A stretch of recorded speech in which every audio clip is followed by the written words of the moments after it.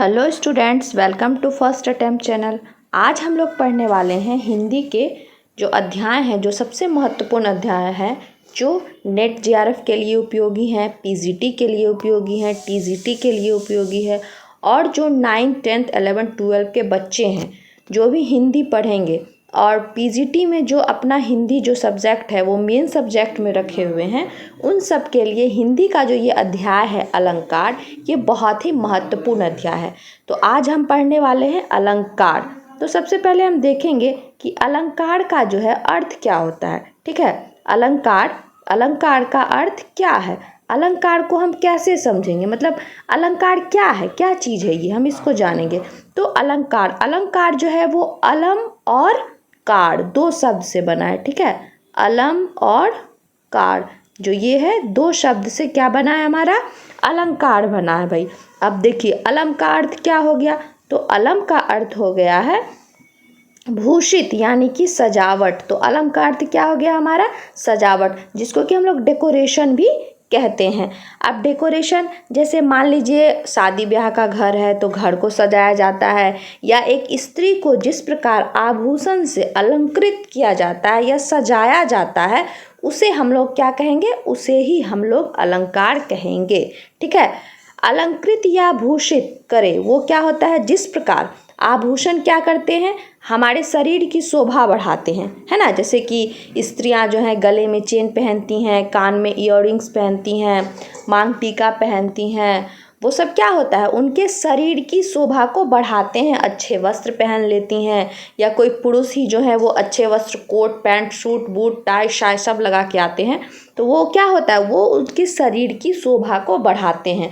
उसी प्रकार अलंकार के प्रयोग से काव्य में चमत्कार, सौंदर्य और आकर्षण उत्पन्न होता है। ठीक है, अब क्या होता है, अलंकार से ही काव्य में क्या होता है, चमत्कार जो है वो आभूषण से चमत्कार उत्पन्न होता है और वो उसकी क्या करते हैं, शोभा को बढ़ाते हैं। ठीक, चलिए तो हम समझ गए कि अलंकार क्या है। तो अलंकार जो है काव्य में चमत्कार, सौंदर्य और आकर्षण उत्पन्न करता है, वो हमारा अलंकार कहलाता है। अब हम जानेंगे कि अलंकार के प्रकार और अलंकार के उदाहरण। तो सबसे पहला जो प्रकार है अलंकार का, वो है हमारा अनुप्रास। ठीक है, कौन सा अलंकार है भाई, तो वो है हमारा अनुप्रास अलंकार। कौन सा अलंकार है, अनुप्रास। अब हम लोग अनुप्रास को जानते हैं कि अनुप्रास अलंकार में क्या होता है, या हम अनुप्रास अलंकार को पहचानेंगे कैसे।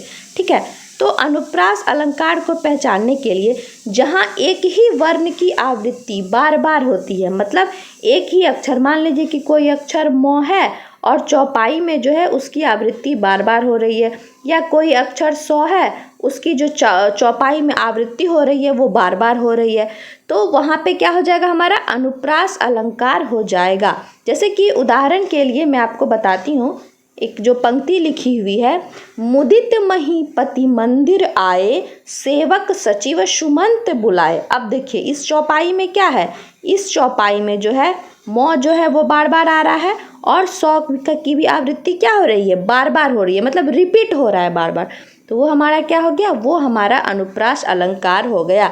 यानी जिस भी चौपाई में, जिस भी पंक्ति में, जिस भी कविता में बार बार पुनरावृत्ति हो, यानी वर्ण की जो है बार बार पुनरावृत्ति हो, यानी बार बार एक ही वर्ण आए, तो वो हमारा क्या कहलाएगा, वो हमारा कहलाएगा अनुप्रास अलंकार। ठीक है, चलिए बहुत बढ़िया।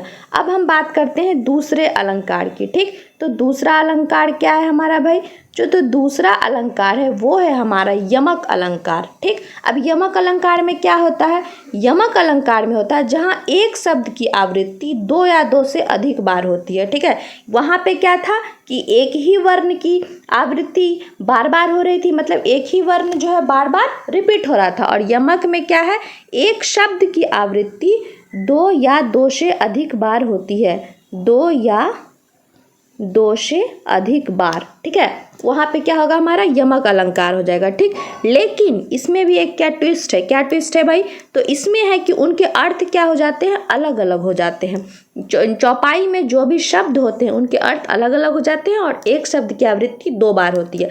तो जैसे कि देखिए, कनक कनक ते सौगनी मादकता अधिकाय, वा खाए बौराए नर या पाए बौराए। अब यहाँ देखिए कनक, एक कनक यहाँ है, एक कनक यहाँ है। अब दोनों शब्द क्या है, 2 बार हुई है, 2 या 2 से अधिक बार एक शब्द की क्या हुई है, पुनरावृत्ति हुई है, रिपीट हुआ है। लेकिन क्या कह रहा है कि उनके अर्थ अलग अलग होंगे, मतलब एक कनक का अर्थ अलग होगा, एक कनक का अर्थ अलग होगा। तो एक कनक का अर्थ हो जाता है हमारा धतूरा, क्या हो जाता है, धतूरा। और एक कनक का अर्थ क्या हो जाता है, सोना। ठीक, तो अब हम लोग समझ गए ना कि यमक अलंकार क्या होता है। यमक अलंकार अब हम लोग अच्छे से समझ गए कि जहाँ एक शब्द की आवृत्ति जो है वो बार बार होगी वो हमारा यमक अलंकार कहलाएगा। ठीक, ठीक, अब हम लोग आगे बढ़ते हैं, अलंकार के तीसरे प्रकार को देखते हैं, श्लेष अलंकार। अब श्लेष अलंकार में क्या कह रहा है, श्लेष अलंकार हमारा, अब यहाँ देखिए क्या कह रहा है, यहाँ कह रहा है कि जहाँ एक शब्द का एक ही बार प्रयोग होता है परंतु उसके अर्थ अनेक होते हैं। मतलब जैसे मान लीजिए कोई शब्द है पानी, ठीक है, इसका एक ही बार प्रयोग हुआ है, ठीक, लेकिन क्या होता है इसके अर्थ कई होते हैं, यानी कि अनेक अर्थ होते हैं इसके।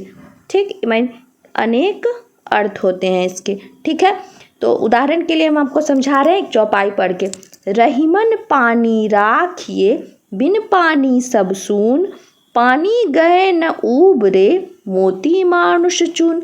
अब इस उदाहरण में क्या है, पानी का 3 अर्थ है। ठीक, एक पानी का अर्थ होता है चमक, मोती के लिए जो मोती चमकता है, ठीक है, दूसरा होता है प्रतिष्ठा जो मनुष्य के लिए है, और तीसरा जो हुआ है वो है जल यानी कि आटे के लिए। यानी श्लेष अलंकार में क्या हो गया भाई, एक शब्द का एक ही बार प्रयोग होता है लेकिन उसके अर्थ क्या होते हैं, अनेक होते हैं। वहाँ पे क्या हो जाता है, वहाँ पे हमारा श्लेष अलंकार हो जाता है। ठीक, चलिए आगे बढ़ते हैं। आगे है हमारा उपमा अलंकार। कौन सा अलंकार है, उपमा अलंकार। अब उपमा अलंकार में क्या होता है, उपमा में होता है जहाँ 2 वस्तुओं के बीच समानता का भाव व्यक्त किया जाए, ठीक है, वहाँ पे उपमा अलंकार होता है। अब जैसे हरिपद कोमल कमल से, अब क्या है, हरिपद कोमल कमल से। अब भगवान के चरण कैसे होते हैं, तो कमल के समान कोमल होते हैं यानी कि सॉफ्ट होते हैं। तो 2 वस्तुओं के बीच समानता का भाव हुआ ना व्यक्त, हरिपद कोमल कमल से, यानी भगवान का जो चरण है वो कमल के समान कोमल है। तो यहाँ पे क्या हो गया, समानता का भाव हो गया, तो ये हमारा उपमा अलंकार हो गया बस। और उसका 5वां जो अलंकार होता है हमारा वो होता है रूपक अलंकार। ठीक है, अब रूपक अलंकार क्या होता है देखते हैं हम लोग। अब रूपक अलंकार में होता है कि जहाँ पर उपमेय पर उपमान का आरोप कर उनकी एक रूपता का प्रतिपादन किया जाता है, वहाँ रूपक अलंकार होता है। अब उपमेय उपमान क्या है, बड़ा ही कठिन शब्द मैंने कह दिया, आपको कैसे समझेंगे, तो हम एक उदाहरण से इसको समझते हैं। ठीक है, तो उदाहरण है हमारा चरण कमल बंदो हरि राई। ठीक है, तो अब इसमें चरण क्या हो गया, चरण जो है हमारा हो गया उपमेय। ठीक, चरण हो गया हमारा उपमेय।